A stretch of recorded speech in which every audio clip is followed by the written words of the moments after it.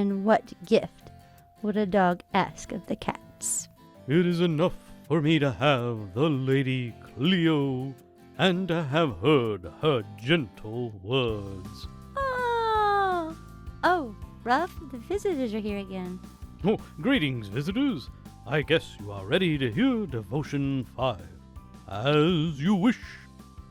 Orpah has kissed Naomi, turned around, and walked away. She will now disappear from the life of Naomi and from the pages of Scripture. But Ruth has not merely kissed Naomi, she has clung onto her and promised not to leave. So Naomi tried again. She pointed out that Orpah had left and again encouraged Ruth to do the same. Ruth's response has become legendary so much so that it is often repeated in weddings all of these thousands of years later. Verse 16 gives us one half of it. Ruth 1:16. And Ruth said, Entreat me not to leave thee, or to return from following after thee. For whither thou goest, I will go, and where thou lodgest, I will lodge. Thy people shall be my people, and thy God my God.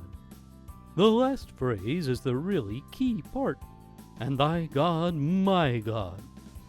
Ruth was willing and openly forsaking the false gods of Moab and wholly placing her trust in the God of Israel. In so doing, she became an amazing picture of the requirements of New Testament salvation. Simply put, it is not just faith in Christ. It is faith in Christ alone. It can only be Him, not Him along with some other Him, not Him added to our good works, just Him, only Him. Do examine what you mean when you say, I am saved. If there is anything added to Him, then you have a very fatally flawed view of salvation.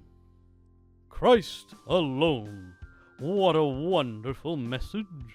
Absolutely tootin', puppy boo. Thanks for watching.